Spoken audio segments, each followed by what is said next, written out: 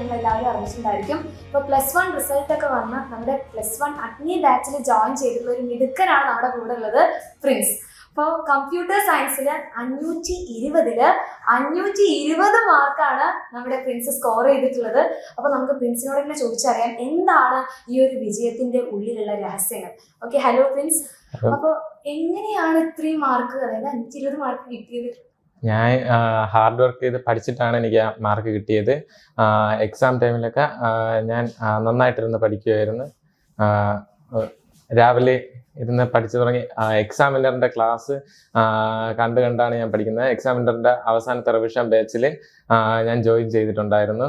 അപ്പോൾ ഓരോ പാഠവും പഠിക്കുന്നതിന് മുമ്പ് ആ റിവിഷൻ ക്ലാസ് കണ്ടിട്ടാണ് ഞാൻ പഠിക്കുന്നത്. പിന്നെ എല്ലാ പ്രീവിയസ് ഇയർ ക്വസ്റ്റ്യൻസും ചെയ്തിട്ട് പോയതുകൊണ്ട് എനിക്ക് പരീക്ഷ വളരെ സിമ്പിൾ ആയിട്ടാണ് തോന്നിയത്. അപ്പൊ മോനിപ്പോ ഇങ്ങനെ പറയുന്ന സമയത്ത് നമുക്ക് ഇപ്പൊ ഈ വീഡിയോ കാണുന്ന ആൾക്കാർക്കായാലും തോന്നുന്നുണ്ടാവും, എല്ലാ വിജയം പറഞ്ഞു കഴിഞ്ഞാൽ ആദ്യം നമ്മൾ ചോദിക്കുക എന്താണ് രഹസ്യം എന്ന് വെച്ചാൽ ഹാർഡ് വർക്ക് ചെയ്യുന്നു. അപ്പൊ മോനിപ്പോ പറഞ്ഞത് ഇങ്ങനെ ഒരു കുട്ടിയൊക്കെ ഹാർഡ് വർക്ക് ചെയ്യുന്നു, പക്ഷെ അതിന്റെ ഉള്ളിലും വേറെ എന്തെങ്കിലുമൊക്കെ മോന്റെ ഒരു കാര്യങ്ങളൊക്കെ ഉണ്ടായിരിക്കല്ലോ. അതായത് മോനിപ്പോ 520 മാർക്ക് കിട്ടി. അപ്പൊ കോമൺ ആയിട്ട് എല്ലാ ഒരു നന്നായിട്ട് പഠിക്കുന്ന എല്ലാ സ്റ്റുഡൻസും പറയുന്ന ഒരു സാധനമാണ് നന്നായിട്ട് ഹാർഡ് വർക്ക് ചെയ്യണം. പക്ഷെ വേറെ കുറെ കുട്ടികൾ ഉണ്ടായിരിക്കും ഇത് കാണുന്നത്. അപ്പൊ അവർക്ക് ചില മോന് യൂസ് ചെയ്ത കുറെ ട്രിക്സും അല്ലെങ്കിൽ എന്തെങ്കിലും സ്റ്റഡി സ്ട്രാറ്റജി അങ്ങനെ ഓരോരുത്തർ ഹാർഡ് വർക്ക് ചെയ്യുന്ന ലെവല് വ്യത്യാസം ഉണ്ടാവും. ഞാൻ പഠിക്കുന്നതിൻ്റെ ഇടയിൽ ബോർ അടിക്കാതിരിക്കാൻ വേണ്ടി ഞാൻ ഒരു അരമണിക്കൂർ പഠിച്ചതിന് ശേഷം 5 മിനിറ്റ് റെസ്റ്റ് എടുക്കും. എന്നിട്ട് പിന്നെയും അരമണിക്കൂർ പഠിക്കും. അങ്ങനെയാണ് ഞാൻ പഠിക്കുന്നത്. അപ്പോൾ നമുക്ക് ഒരുപാട് ബോറടിക്കുകയില്ല, ക്ഷീണിക്കുകയില്ല. 5 മിനിറ്റ് ബ്രേക്കിൽ എന്താ പരിപാടി? 5 മിനിറ്റ് ബ്രേക്കിൽ ഞാൻ വീട്ടിന്റെ മുറ്റത്തോട് അങ്ങോട്ട് കുറച്ച് നടക്കും, അങ്ങോട്ടും ഇങ്ങോട്ടും നടക്കും. അല്ലെങ്കിൽ എന്തെങ്കിലും കഴിക്കും, സ്നാക്സ് എന്തെങ്കിലും കഴിക്കും, അങ്ങനെ എന്തെങ്കിലും. ഈ റിസൾട്ട് ഇങ്ങനെ അറിഞ്ഞിങ്ങനെ കൈ കിട്ടിയപ്പോഴുള്ള ഒരു സിറ്റുവേഷൻ എന്തായിരുന്നു? ഭയങ്കര സന്തോഷമായിരുന്നു. ഉറപ്പിച്ചിരുന്നോ 520 മാർക്ക് കിട്ടുന്നുള്ളത്? ഉറപ്പിച്ചിരുന്നു. മാത്സിന് എക്സാം ഹാർഡായിരുന്നോണ്ട് കുറച്ചൊരു പേടിയുണ്ടായിരുന്നു, എന്നാലും പ്രതീക്ഷയുണ്ടായിരുന്നു ഫുള്ള് കിട്ടും. കുറെ പേർക്ക് ബുദ്ധിമുട്ടുള്ള ഒരു എക്സാം ആയിരുന്നല്ലോ. മോൻ അതില് ഫുൾ മാർക്ക് കിട്ടിയല്ലോ. അപ്പൊ മാർക്ക് അതിനകത്ത് 518 കിട്ടിയ കുട്ടികളൊക്കെ ഉണ്ട്. അപ്പൊ അവർക്ക് കൂടുതലും ചോദിച്ചാൽ 2 മാർക്ക് മാത്സിന് പോയി എന്നൊക്കെയാണ് പറയുന്നത്. അപ്പൊ അങ്ങനെയുള്ള കുട്ടികളോടും അതേപോലെ നെക്സ്റ്റ് നമ്മൾ +1 എഴുതാൻ പോകുന്ന കുട്ടികൾക്കും ഈ മാത്സ് എങ്ങനെ പഠിച്ചാലാണ് ഫുൾ മാർക്ക് കിട്ടാന്ന് പറഞ്ഞു കൊടുക്കാൻ പറ്റുമോ? മാത്സ് പഠിക്കുമ്പോൾ നമ്മൾ കുറച്ച് വിഷ്വലൈസ് ചെയ്ത് പഠിച്ചു കഴിഞ്ഞാൽ നമുക്കത് കുറച്ചും കൂടെ രസത്തിൽ പഠിച്ചു തീർക്കാൻ പറ്റും. അത് ഞാൻ എക്സാമിനറിൽ കൂടെയാണ് ഞാൻ വിഷ്വലൈസ് ചെയ്ത് പഠിച്ചത്. അതുകൊണ്ടാണ് എനിക്ക് 10ാം ക്ലാസ് വരെ മാത്സ് ഭയങ്കര പാടായിട്ടാണ് ഫീൽ ചെയ്തിരുന്നത്. പക്ഷേ +1 എത്തിയപ്പോൾ ഞാൻ ആ ട്രിക്ക് മനസ്സിലാക്കി ആ രീതിയിൽ മുന്നോട്ട് പഠിച്ചു പോവുകയായിരുന്നു. അപ്പോൾ കുറെ കുട്ടികൾ ഇപ്പോൾ വിചാരിക്കുന്നുണ്ടാവും എന്താണ് ആ ട്രിക്ക്. അതായത് 10ാം ക്ലാസ് വരെ മോന് നല്ല ബുദ്ധിമുട്ടായിരുന്നു ആ ഒരു സബ്ജക്ട്. പക്ഷെ +1 എത്തിയപ്പോൾ ആ ട്രിക്ക് കിട്ടിയപ്പോൾ മോൻ അത് ഈസിയായി. ആ ട്രിക്ക് എന്താണെന്നായിരിക്കും അവര് മനസ്സിലുണ്ടാക്കി? എന്താണത്? ഇപ്പോഴേ ഞാൻ വേണമെങ്കിൽ ഒരു എക്സാമ്പിൾ പറഞ്ഞുതരാം. ഇപ്പോഴും നമ്മൾ ഒരു സിലിണ്ടറിന്റെ സർഫസ് ഏരിയ കാൽക്കുലേറ്റ് ചെയ്യണമെന്ന് വിചാരിച്ചു. അതിൻ്റെ ഫോർമുല 2πRL ആണ്. അപ്പോൾ നമ്മൾ ആ സിലിണ്ടറിനെ ഒന്ന് കട്ട് ചെയ്ത് ഒരു റെക്റ്റാങ്കിൾ ഫോമിലാക്കി കഴിഞ്ഞാൽ, ഒരു സിലിണ്ടർ ഇങ്ങനെ ഇരിക്കുമ്പോൾ അതിനൊന്ന് കട്ട് ചെയ്ത് റെക്റ്റാങ്കിൾ ആക്കി കഴിഞ്ഞാൽ അതിൻ്റെ കറക്റ്റ് സർഫസ് ഏരിയ കണ്ടുപിടിക്കാൻ എളുപ്പമാണ്. എന്ന് വെച്ച് കഴിഞ്ഞാൽ റെക്റ്റാങ്കിളിൻ്റെ സർഫസ് ഏരിയ കണ്ടുപിടിക്കാൻ ലെങ്ത് ഇൻറ്റു ബ്രെഡ്ത്ത് അല്ലേ. അപ്പോൾ ഇവിടുത്തെ റെക്റ്റാങ്കിളിൻ്റെ ലെങ്ത്തും പിന്നെ മുകളിലത്തെ 2πR. അപ്പോൾ അത് ഒരു എക്സാമ്പിൾ ആണ്. ഇതുപോലെ ഓരോ കാര്യങ്ങളും വിഷ്വലൈസ് ചെയ്ത് എങ്ങനെയാണ് വന്നത് അപ്പോൾ കുറച്ചും കൂടെ എളുപ്പമായിട്ട് തോന്നും. പിന്നെ ഒരിക്കലും മറക്കുകയില്ല ആ ഇക്വേഷൻ. നമ്മൾ മറന്നു പോയാലും നമുക്ക് ഉണ്ടാക്കിയെടുക്കാൻ പറ്റും ഇക്വേഷൻ. പറഞ്ഞു. സെറ്റാണ്. അപ്പൊ 10ാം ക്ലാസ്സിൽ അപ്പൊ എന്തുകൊണ്ടാണ് അങ്ങനെ ഒരു ഇത് വരാഞ്ഞത്? എക്സാമിന്റെ ക്ലാസ് കണ്ടു തുടങ്ങിയിട്ടില്ല, അവസാനമാണ്. പക്ഷെ അത് കണ്ടു തുടങ്ങിയപ്പോഴേ എനിക്ക് സ്വന്തമായിട്ട് വിഷ്വലൈസ് ചെയ്ത് പഠിക്കാൻ സാധിച്ചു. എക്സാമിൽ ഏതെങ്കിലും ഒരു ടീച്ചറായിട്ട് ഒരു കണക്ഷൻ തോന്നിയിട്ടുണ്ടോ? അലൻ സാറിന്റെ മാത്സ് ക്ലാസ് ഭയങ്കര ഇഷ്ടമാണ്. അലൻ സാർ കാരണമാണ് എനിക്ക് മാത്സ് പ്രിയപ്പെട്ട വിഷയമായിട്ട് മാറിയത്. അപ്പൊ അലൻ സാറിന്റെ മാത്സ് സബ്ജക്റ്റില് ഇപ്പൊ പെട്ടെന്ന് മനസ്സിലോട്ട് വരുന്ന ഏതെങ്കിലും ഒരു ചാപ്റ്റർ അല്ലെങ്കിൽ സാറ് പറയുന്ന ഏതെങ്കിലും കോമഡി അല്ലെങ്കിൽ പെട്ടെന്ന് ക്ലിക്ക് ആവുന്ന എന്താ? ട്രിഗണോമെട്രിക് ഫങ്ഷൻസ് +1 പഠിപ്പിച്ചപ്പം ക്വാഡ്രൻസ് ഓർമ്മിച്ച് വെച്ചിരിക്കാൻ വേണ്ടി സാറ് ട്രിക്ക് പറഞ്ഞു. അലൻ സാർ തോട്ടിൽ ചാടി. അത് വെച്ചിട്ടാണ് ഞാൻ അത് മുഴുവൻ ഓർമ്മിച്ച് വെച്ചിരുന്നത്. ആ മോഡൽ ക്വസ്റ്റ്യൻ വന്നിട്ടുണ്ടായിരുന്നു. അപ്പോഴ് അത് വെച്ചാണ് ഞാൻ അത് ചെയ്തത്. ഓ, ഇതൊക്കെ ആലോചിക്കുമ്പോ ടെൻഷനും കുറയും എക്സാമിന്.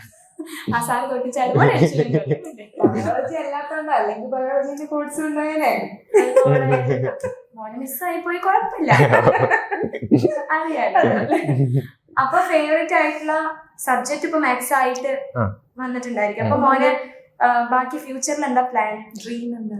എനിക്ക് എൻട്രൻസ് എക്സാം JEE എഴുതി IIT പഠിക്കണമെന്നാണ് ആഗ്രഹം.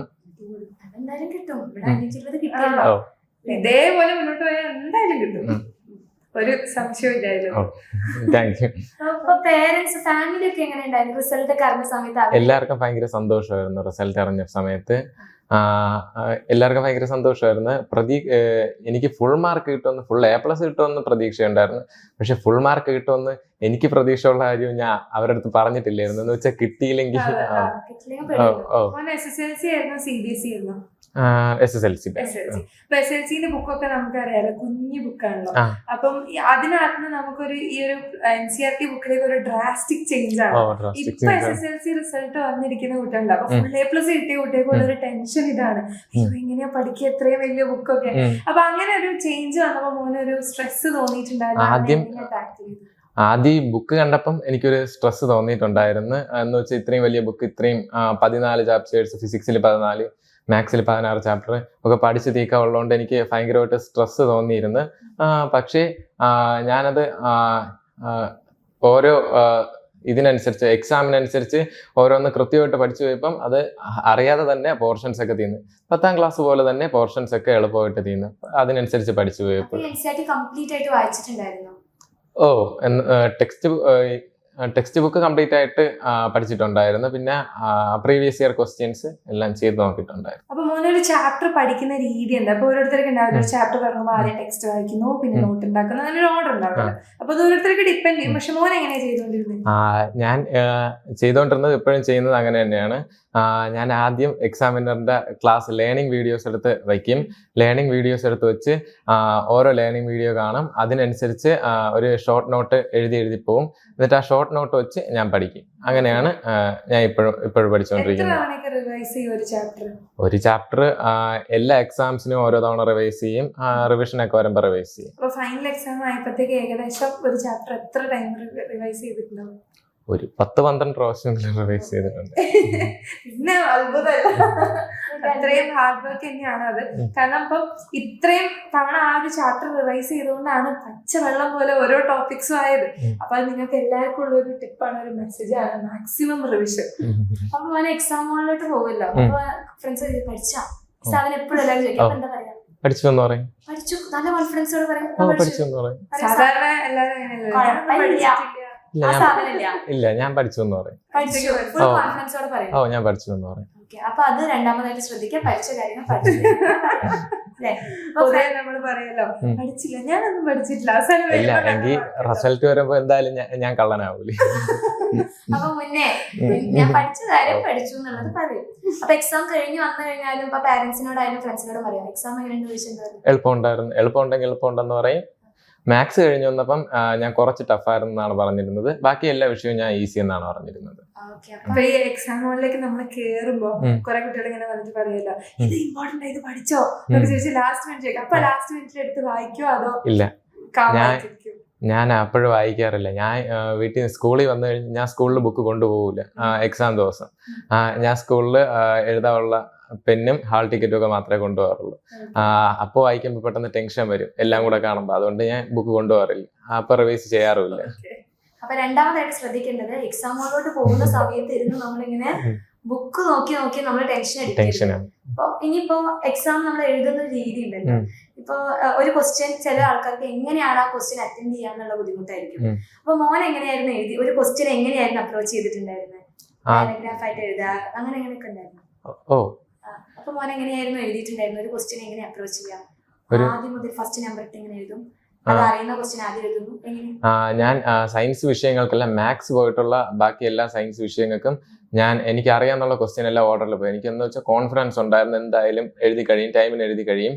ബട്ട് മാത്സ് ഞാൻ എഴുതിയപ്പോൾ കറക്റ്റ് ഓപ്ഷൻ അനുസരിച്ച് എഴുതിയിട്ട് അവസാനമാണ് എക്സ്ട്രാ ക്വസ്റ്റ്യൻസ് ഒക്കെ ചെയ്തത്. ബാക്കിയെല്ലാം ഞാൻ ഒരു ഓർഡറിൽ അങ്ങ് ചെയ്തു എല്ലാം ചെയ്തു. ഈ ക്വസ്റ്റ്യൻ ഓരോന്ന് അറ്റൻഡ് ചെയ്യുമ്പോൾ ടൈം മാനേജ് ചെയ്യുന്ന കുറെ കുട്ടികൾക്ക് നല്ല ബുദ്ധിമുട്ടാണ്. കുറെ പേര് ഇപ്പൊ വന്ന് പറഞ്ഞിട്ടുണ്ടായിരുന്നത് ലാസ്റ്റ് ക്വസ്റ്റ്യൻ അറ്റൻഡ് ചെയ്യാൻ സമയം കിട്ടില്ല, അതിലാണ് മാർക്ക് വരുന്നത്. അപ്പൊ മോൻ എങ്ങനെ ടൈം മാനേജ് ചെയ്തിട്ട്? ഇപ്പം ലാംഗ്വേജസ് ആണ് എക്സാം വരുന്നതെങ്കിൽ 80 മാർക്സിനാണ്. അപ്പോൾ 2.5 മണിക്കൂർ എനിക്ക് തികയാറുണ്ട്, എന്നാലും തികയാറില്ല ചിലവർക്ക്. അപ്പോൾ ഞാൻ ചെയ്യുന്നതെന്ന് വെച്ചാൽ ഈ 1 മാർക്കിന്റെ 2 മാർക്കിന്റെ ഒക്കെ ക്വസ്റ്റ്യൻസ് ആദ്യം ഒരു 10 മിനിറ്റ് കൊണ്ട് തന്നെ മാക്സിമം സ്പീഡിന് കംപ്ലീറ്റ് ചെയ്യാൻ നോക്കും. അത് കഴിഞ്ഞ് ഇപ്പം ഹിന്ദി, മലയാളം അതുപോലത്തെ വിഷയങ്ങളാണെങ്കിൽ ഞാൻ 4 മാർക്കിന്റെ ക്വസ്റ്റ്യൻ വരുമ്പോൾ അതിന് ഒരു 4 മിനിറ്റ് 5 മിനിറ്റ് ആ റേഞ്ച് വെച്ച് കൊടുക്കും. എന്നിട്ട് ലാസ്റ്റ് 8 മാർക്കിന്റെ 2 ക്വസ്റ്റ്യൻ വരുമ്പം അത് രണ്ടും ഒരു 10 to 15 മിനിറ്റ് വെച്ച് എടുത്തെഴുതും. ലാസ്റ്റ് എഴുതി തീരാറുണ്ട്. ടൈം ഫ്രെയിം വെച്ച് ഡിവൈഡ് ചെയ്യുക ആദ്യമേ, അതിനനുസരിച്ച് കംപ്ലീറ്റ് ചെയ്യും. അല്ലാതെ ഓരോന്ന് എഴുതിയിട്ട് അതിനുള്ള സമയം എടുക്കില്ല. അപ്പൊ ഇതിങ്ങനെ ആക്കാൻ വേണ്ടി കുറച്ച് പ്രാക്ടീസ് ചെയ്തിട്ടുണ്ടായിരിക്കുമല്ലോ. അപ്പൊ മോൻ തന്നെ സ്വന്തം ക്വസ്റ്റ്യൻസ് ഉണ്ടാക്കിയിട്ട് വീട്ടിലാണ് പ്രാക്ടീസ്? പ്രീവിയസ് ഇയർ ക്വസ്റ്റ്യൻ വെച്ചിട്ടാണ് പ്രാക്ടീസ് ചെയ്യുന്നത് ഞാൻ. അപ്പൊ ഈ രീതി തന്നെ എഴുതി അതങ്ങനെ ഒരു വഴിക്ക് വന്നിട്ടുണ്ടായിരുന്നു. ഇപ്പൊ നമ്മള് ഇംഗ്ലീഷ് എക്സാമിനാണ് കുറെ പേർക്ക് 2 മാർക്ക് 3 മാർക്ക് പോയിട്ടുള്ളത്. ഇവിടെ വന്നതിലാണെങ്കിലും കുറെ കുട്ടികൾക്ക്, ബാക്കിയൊക്കെ ഇതിന് ഫുൾ ഉണ്ടാവും. ഇംഗ്ലീഷിന് കുറെ പേർക്ക് മാർക്ക് പോയിട്ടുണ്ട്. അപ്പൊ എന്തായിരിക്കും ഇപ്പൊ നെക്സ്റ്റ് ഇയർ വരുന്ന കുട്ടികൾക്ക് പറഞ്ഞു കൊടുക്കാൻ വേണ്ടിട്ട് ഇംഗ്ലീഷ് എങ്ങനെ പഠിക്കണം, അല്ലെങ്കിൽ എന്താണ് അതിനകത്ത് ആ മാർക്ക് പോവാനുള്ള റീസൺ? ഇംഗ്ലീഷ് നമ്മൾ ടെക്സ്റ്റ് ബുക്ക് ഒരുപാട് തവണ വായിക്കണം. അതിനനുസരിച്ച് തന്നെ നമ്മൾ പല സോഴ്സസിൽ നിന്ന് ഓരോ ക്വസ്റ്റ്യൻ വായിച്ച് അതിനെക്കുറിച്ച് മനസ്സിലാക്കി എടുക്കണം. എന്നാലേ നമുക്ക് എക്സാം ഹാളിലിരിക്കുമ്പം ഓരോ ക്വസ്റ്റ്യനും കണ്ടൻസ് കിട്ടും. അതുപോലെ തന്നെ ഗ്രാമർ പ്രാക്ടീസ് ചെയ്തിട്ട് പോയാലേ, അല്ലെങ്കിൽ അവിടെ ആയിരിക്കും മിക്കവർക്കും മാർക്ക് പോകുന്നത്, 3 മാർക്കൊക്കെ പോകുന്നത് ഗ്രാമറിലായിരിക്കും. അപ്പോൾ പ്രാക്ടീസ് ചെയ്തിട്ട് ഇതുപോലെ സോഴ്സസ് ഒക്കെ എന്ന് വെച്ചാൽ എല്ലാ ക്വസ്റ്റ്യനും ഒന്ന് വായിച്ചു നോക്കിയിട്ട് പോയി കഴിഞ്ഞാൽ ഉറപ്പായിട്ട് ഫുൾ മാർക്ക് കിട്ടും.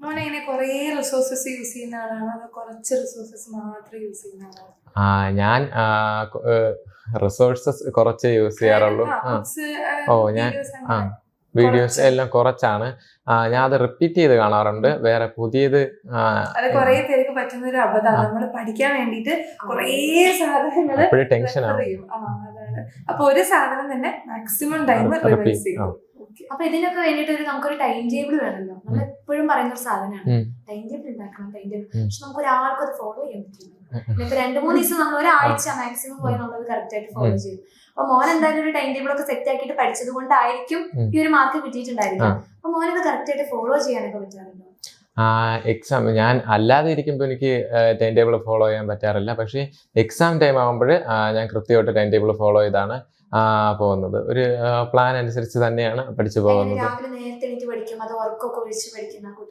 ഇല്ല, രാവിലെ നേരത്തെ എണീറ്റ് പഠിക്കും, ഉറക്കം ഒഴിച്ച് പഠിക്കും. രാവിലെ നേരത്തെ എണീറ്റ് പഠിച്ചു കൊടുക്കും. 5 മണി. അപ്പൊ രാവിലെ ഇപ്പൊ നേരത്തെ എണീക്കുമ്പോ ചില ആൾക്കാർ ചില സബ്ജക്റ്റ് ആയിരിക്കും പ്രിഫർ ചെയ്യുക പഠിക്കാൻ. മോനെ ഏത് സബ്ജക്റ്റ് ആണ് രാവിലെ നോക്കുന്നത്? രാവിലെ ഫിസിക്സ് അല്ലെങ്കിൽ മാത്സ് നോക്കും. പ്രോബ്ലംസ് ഉള്ളതുകൊണ്ട് ആക്റ്റീവ് ആയിട്ടിരുന്ന് ചെയ്യാൻ പറ്റും. വേറെ വായിക്കൊക്കെ ആണെങ്കിൽ ഉറക്കം വരും. വായിക്കുന്ന വിഷയങ്ങളൊക്കെ ആണെങ്കിൽ നമുക്ക് ഉറക്കം വരും. അതുകൊണ്ട് ഫിസിക്സ് അല്ലെങ്കിൽ മാത്സ് ആണ് ഞാൻ രാവിലെ പ്രിഫർ ചെയ്യുന്നത്. എക്സാം ടൈമിലാണോ ഈ ടൈം ടേബിൾ ഒക്കെ കറക്റ്റ് ആയിട്ട് ഫോളോ ചെയ്ത് പോവാ? എക്സാം ടൈമിലാണ്. മുന്നേ ടൈം ടേബിൾ ഒക്കെ സ്വയം ഉണ്ടാക്കി വെച്ചിട്ടുണ്ടായിരിക്കും? ഇങ്ങനെ പ്രിപ്പയർ ചെയ്ത് വെച്ചിട്ടില്ലായിരിക്കും. മൈൻഡിൽ ഒരു കാൽക്കുലേഷൻ ഉണ്ടായിരിക്കും, അതനുസരിച്ച് പോകും ടൈം ടേബിൾ. ഒരു ടൈം ടേബിൾ ഒന്നും സെറ്റ് ആക്കാതെ ഒരു കുട്ടിക്ക്, ഒരു ആവറേജ് ആയിട്ടുള്ള ഒരു സ്റ്റുഡന്റിന് കമ്പ്യൂട്ടർ സയൻസിൽ 3 മാർക്ക് സ്കോർ ചെയ്യാൻ പറ്റും, full mark? Time table set ആക്കാതെ ഒരിക്കലും പറ്റൂല. എന്ന് വെച്ചാൽ നമ്മൾ ഇങ്ങനെ ആലോചിക്കുമ്പോൾ വിചാരിക്കും പരീക്ഷയ്ക്ക് മുമ്പ് ഇത്രയും ദിവസം ഉണ്ട്, അപ്പോഴേ പെട്ടെന്ന് തന്നെ പഠിച്ച് തീർക്കാൻ പറ്റും. പക്ഷേ ദിവസം കഴിയുന്നതോറും നമുക്ക് മനസ്സിലാവും ഒരുപാട് ടോപ്പിക്സ് റിവൈസ് ചെയ്യാറുണ്ട്. അതുകൊണ്ട് നമ്മളൊരു പ്ലാൻ അനുസരിച്ച് പോയില്ലെങ്കിൽ ഒരിക്കലും നടക്കൂലെന്ന് മനസ്സിലാവും. കുറെ കുട്ടികൾ വിചാരിക്കും, അതായത് ഇപ്പൊ നമ്മുടെ ക്ലാസ്സിൽ തന്നെ എടുത്തു നോക്കുകയാണെങ്കിൽ കുറച്ച് കുട്ടികൾ മാത്രം മാർക്ക് വാങ്ങുന്നവരുണ്ടാവും, കുറച്ച് പേര് ഒരു ആവറേജ് ആയിട്ടുള്ളവരുണ്ടാവും, കുറച്ച് പേര് പഠിച്ചിട്ട് എത്താൻ പറ്റാത്തവരുണ്ടാവും. അപ്പൊ ഈ അവരൊക്കെ വിചാരിക്കുന്ന, ഈ ആവറേജ് കുട്ടികളും അല്ലാത്ത കുട്ടികളും വിചാരിക്കുന്ന ഒരു സർട്ടൻ ഗ്രൂപ്പ് ഓഫ് കുട്ടികൾ അവര് ബുദ്ധി ഉള്ളതുകൊണ്ട് മാത്രം നടക്കുന്ന ഒരു കാര്യമാണെന്നാണ്. അപ്പൊ അതിന് പറ്റി മോനെ എന്താ പറയണ? അങ്ങനെ കുറച്ച് കുട്ടികൾ മാത്രം പറ്റുന്ന ഒരു കാര്യമാണ്? അല്ല, ഒരിക്കലും അല്ല. നമ്മള് ഒരു കുറച്ചു നേരം കോൺസെൻട്രേറ്റ് ചെയ്ത് എല്ലാ ദിവസവും ഒരു മണിക്കൂർ കോൺസെൻട്രേറ്റ് ചെയ്തിരുന്നാൽ മതി, നമുക്ക് എബോവ് ആവറേജ് മാർക്സ് നേടാൻ കഴിയും. അപ്പൊ ഈ ഡീമോട്ടിവേഷൻ ഒക്കെ വരുമ്പോ എന്താ ചെയ്യാ? ഡീമോട്ടിവേഷൻ എന്തെങ്കിലും നമുക്ക് കുറെ കഴിയുമ്പോൾ ഒരു സ്ട്രെസ് വരുമല്ലോ, അപ്പൊ അതിനകത്ത് പൊന്തി വരാം, നമ്മൾ ഗിവപ്പ് ചെയ്യാണ്ട് ചെയ്തുകൊണ്ടാണ് മോനെ ഇത്ര മാർക്ക് കിട്ടിയത്. അപ്പൊ ആ സ്വന്തം ബൂസ്റ്റ് ചെയ്യുന്നത് എന്ത് കണ്ടിട്ടാണ്, അല്ലെ എന്തെങ്കിലും ഒരു ട്രിക്ക് ഉണ്ടോ? എക്സാം ടൈം ഒക്കെ ആവുന്ന സമയത്ത് നല്ല പ്രഷർ ആയിരിക്കും. അപ്പൊ അതിനൊക്കെ ഒരു സമാധാനത്തിന് വേണ്ടി നമ്മളതിന് ഞാൻ മ്യൂസിക് കേൾക്കാറുണ്ട്. പിന്നെ ഭയങ്കരമായിട്ട് സ്ട്രെസ് തോന്നുമ്പോൾ ഞാൻ തന്നെ മനസ്സിലങ്ങ് വിചാരിക്കും ഇതൊക്കെ ഭയങ്കര ഈസിയാണ്, പെട്ടെന്ന് പഠിച്ചു കഴിയും, എല്ലാം കഴിയും. അങ്ങനെ വിചാരിച്ചിട്ട് നമ്മൾ പഠിച്ചു കഴിഞ്ഞാൽ എല്ലാം പെട്ടെന്ന് കഴിയും. ഇടയ്ക്ക് വരുന്നത് കാണാറുണ്ട്. അപ്പൊ മോന്റെ എക്സാം ഒക്കെ കഴിഞ്ഞ് ലാസ്റ്റ് എക്സാം കഴിഞ്ഞ് വീട്ടിലോട്ട് വന്ന്, അപ്പൊ നമ്മൾ ഇത്രയും കാലം ഫുൾ സ്ട്രെസ് ആയിട്ട് പഠിച്ചുകൊണ്ടിരിക്കുകയായിരുന്നല്ലോ, അത് കഴിഞ്ഞിട്ട് മോൻ ആദ്യം ഇന്നത് എനിക്ക് ചെയ്താൽ മതി, അതെന്തായിരുന്നു? ഞാൻ എൻ്റെ ഒരു ഹോബിയാണ്, ഞാൻ മൂവീസും സീരീസും ഒക്കെ നെറ്റ്ഫ്ലിക്സ് സീരീസും ഒക്കെ കാണുന്ന ഒരാളാണ്. വെക്കേഷൻ തുടങ്ങിയത് തൊട്ട് അത് തന്നെയായിരുന്നു.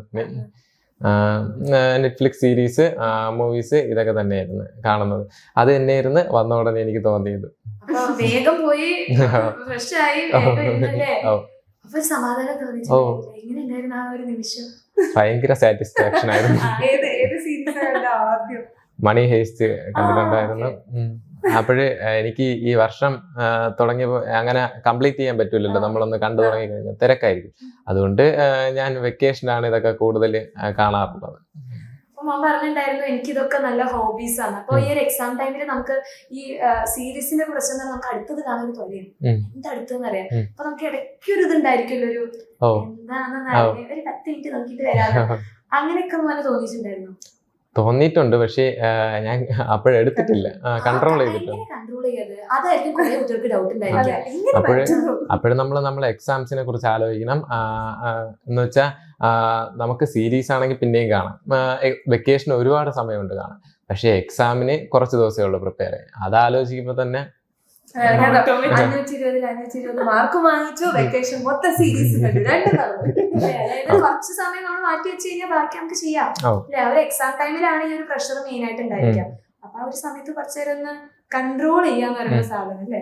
ഈ കൺട്രോൾ ചെയ്യുന്ന ട്രിക്കാണ് മനസ്സിൽ നമ്മൾ എന്നെ സ്വയം മോട്ടിവേറ്റ് ചെയ്യാം അല്ലേ പറ്റും. അപ്പൊ ഇങ്ങനെ മോട്ടിവേഷൻ വേണ്ടിയിട്ട് മോനെ സാധാരണ ചില കുട്ടികൾ കാണാം ഫോണിൽ വാൾപേപ്പറിലൊക്കെ എന്തെങ്കിലുമൊക്കെ അതുപോലെ എന്തെങ്കിലുമൊക്കെ കാര്യങ്ങൾ ചെയ്യാറുള്ളത്, ലോ ഓഫ് അട്രാക്ഷൻ എന്നൊക്കെ പറയും.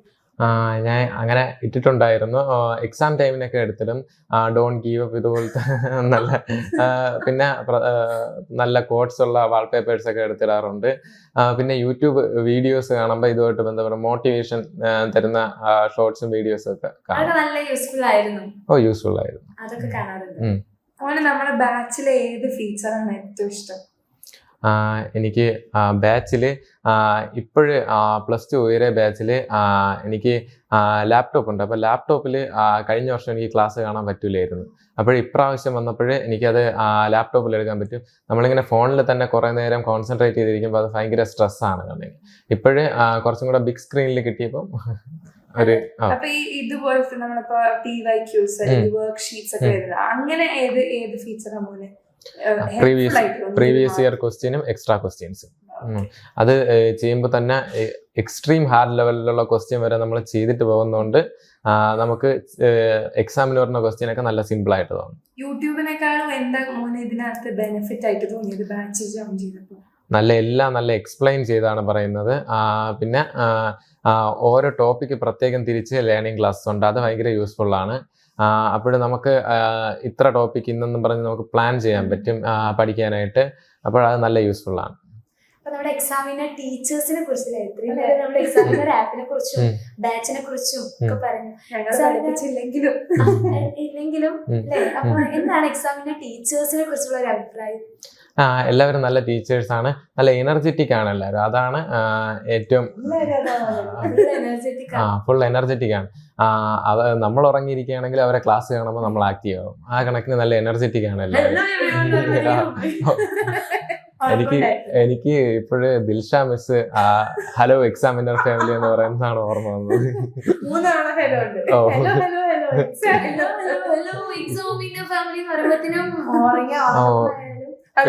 ചാടി എഴുന്നേക്കും ഉറക്കത്തിൽ. 2 മണിക്ക് ഉറക്കം തൂങ്ങിയിരിക്കുമ്പോ വരെ ദിൽഷ മിസ് ഫുൾ എനർജിയിലാണ് ക്ലാസ് എടുക്കുന്നത്. എനർജിയാണ് അവിടെ പിടിച്ചിരുത്തുന്നത്. ഇപ്പൊ വീട്ടിലൊക്കെ എന്താ ആദ്യം, കാരണം നമ്മളെ ഒരു കുറച്ചായിട്ടുള്ള ഈ ഒരു ഓൺലൈൻ ക്ലാസ് ട്രെൻഡ് വന്നിട്ട് ഇപ്പൊ തുടക്കത്തിലൊക്കെ പേരൻസിന് ഇതുണ്ടായിരുന്നോ ഈ ഓൺലൈൻ ക്ലാസ് എഫക്റ്റീവ് ആണോ, പിന്നെ മോൻ മാർക്ക് വാങ്ങിക്കുന്ന മനസ്സിലായിട്ട് പിന്നെ എന്താ പറയാറുണ്ട്? അത് രണ്ടും എന്ന് പറയും. ആദ്യം ഞാൻ ഇതുപോലെ യൂട്യൂബില് ക്ലാസ് കാണുന്നൊക്കെ പറയുമ്പം ചെറിയൊരു പ്രശ്നമുണ്ട്. എന്തായാലും ഞാൻ പഠിക്കുന്നോണ്ട് വലുതായിട്ടൊന്നും പറയാറില്ലായിരുന്നു. എന്നാലും ഞാൻ അവസാനം പിന്നെ യൂട്യൂബിലെ ക്ലാസ് കണ്ട് ഇഷ്ടപ്പെട്ട് SSLCക്ക് റിവിഷൻ ബാച്ച് പർച്ചേസ് ചെയ്തിരുന്നു.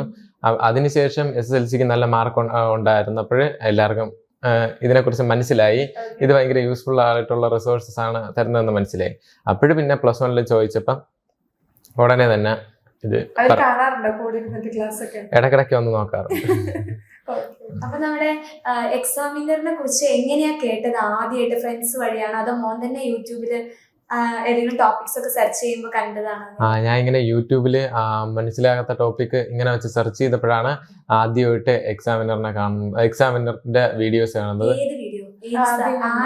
അലക്സാറിന്റെ വീഡിയോ ആണ് ആദ്യം. ഫിസിക്സ് സെക്കൻഡ് SSLCയിലെ സെക്കൻഡ് ചാപ്റ്റർ എന്തോ മോട്ടർ പ്രിൻസിപ്പിൾ, അതുമായിട്ട് ബേസ് ചെയ്ത് മനസ്സിലാകത്തപ്പോഴാണ്.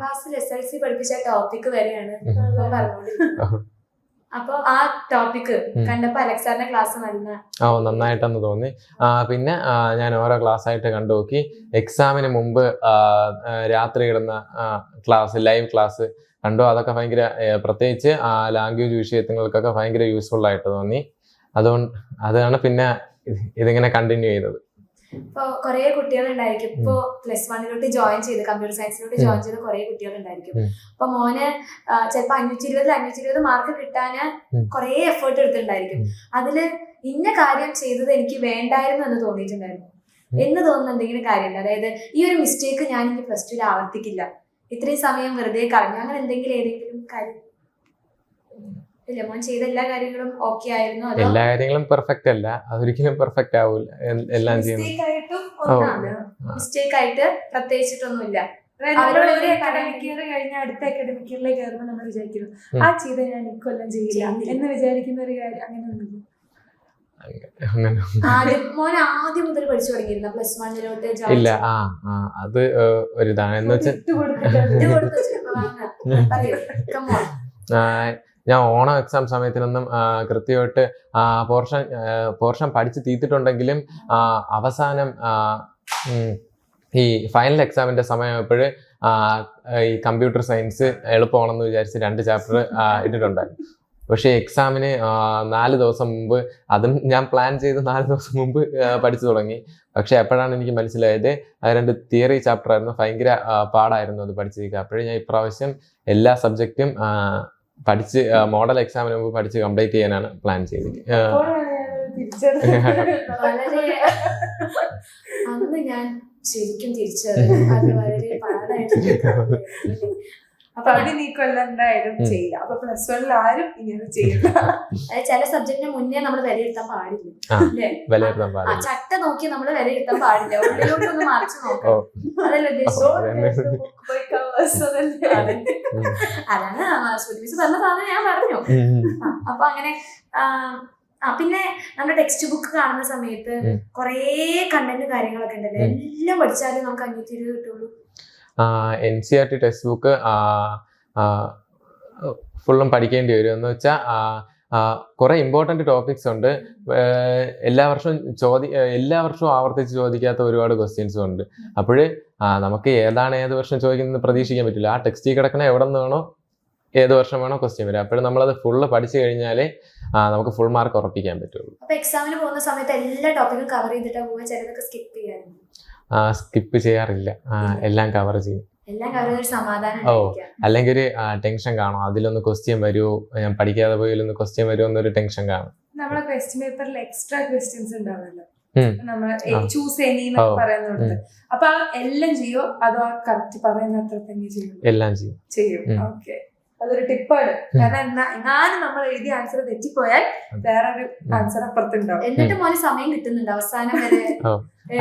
ഞാൻ ലാംഗ്വേജസിന് എക്സ്ട്രാ ചെയ്യാൻ സമയം കിട്ടുമെങ്കിലേ എഴുതാറുള്ളൂ. എന്ന് വെച്ചാൽ അല്ലെങ്കിൽ നമ്മൾ എഴുതിക്കൊണ്ടിരിക്കുന്നത് കംപ്ലീറ്റ് ആക്കാൻ പറ്റില്ല. സയൻസ് വിഷയങ്ങൾക്കെല്ലാം ഞാൻ എല്ലാ ക്വസ്റ്റ്യനും ചെയ്യാറുണ്ട്. ആദ്യം ആ കറക്റ്റ് എത്രയാണോ അത് കഴിഞ്ഞ് എന്നിട്ട് സമയം ഉണ്ടെങ്കിൽ എക്സ്ട്രാ എഴുതും. നല്ല സ്പീഡാണ് എഴുതാൻ? മീഡിയം സ്പീഡ്, ആവറേജ് സ്പീഡാണ്. അപ്പൊ സമയത്തിനനുസരിച്ച് എഴുതി എഴുതി എഴുതി പ്രാക്ടീസ് ചെയ്യണം. അപ്പൊ നിങ്ങൾക്ക് ഇടയ്ക്കിടയ്ക്ക് എക്സാംസും കാര്യങ്ങളൊക്കെ അറ്റൻഡ് ചെയ്യുമ്പോൾ അത് ഓട്ടോമാറ്റിക് ആയിട്ട് വരും. അപ്പൊ SSLC ഫുൾ A+ ഒക്കെ കിട്ടി നിൽക്കുന്ന ഒരുപാട് കുട്ടികൾ പ്രതീക്ഷയോടൊപ്പം മോനെ നോക്കുന്നുണ്ടാവും. അപ്പൊ ഈ ഏട്ടന് 520 കിട്ടിയല്ലോ, അപ്പൊ എനിക്കും അതേപോലെയൊക്കെ കിട്ടാൻ ചാൻസ് ഉണ്ടോ എന്നൊക്കെ ആ ഒരു ഇൻസ്പിറേഷനിൽ നോക്കുന്നുണ്ട്. അപ്പൊ റോൾ മോഡലാണ് അവർക്ക് ഈ ചേട്ടൻ. ഓക്കെ, അപ്പൊ ഈ ചേട്ടന് ഈ ജൂനിയേഴ്സിനോട് എന്താണ് അഡ്വൈസ് പറഞ്ഞു കൊടുക്കാറുള്ളത് നെക്സ്റ്റ് ഇയറിലേക്ക്? നമ്മൾ ഹാർഡ് വർക്ക് ചെയ്യുന്നതിനൊപ്പം അതിനനുസരിച്ച് നമ്മൾ കൃത്യമായിട്ടുള്ള പ്ലാനിങ്ങോട് കൂടി എല്ലാം ചെയ്തു കഴിഞ്ഞാൽ നമുക്ക് ഉറപ്പായിട്ടും ഫുൾ മാർക്ക് നേടാൻ സാധിക്കും. +1ലും +2നും ഫുൾ മാർക്ക് നേടാൻ സാധിക്കും. നമ്മൾ ഹാർഡ് വർക്ക് മാത്രമായി കഴിഞ്ഞാൽ സ്ട്രെസ്സാണ്, ഫുള്ള് സ്ട്രെസ്സാവും. അതിനനുസരിച്ച് നമ്മളത് മെയിൻറ്റെയിൻ ചെയ്ത് ഒരു പ്ലാനോടുകൂടി പോയി കഴിഞ്ഞാൽ ഉറപ്പായിട്ടും നമുക്ക് ഫുൾ മാർക്ക് മേടിക്കാൻ സാധിക്കും. ഓക്കെ, അപ്പൊ ഇതേപോലെ നെക്സ്റ്റ് ഇയറും ഫുൾ മാർക്ക് വാങ്ങിയിട്ട് 1200 ആയിട്ട് തിരിച്ചു വരണം. Okay, all the best. Thank you.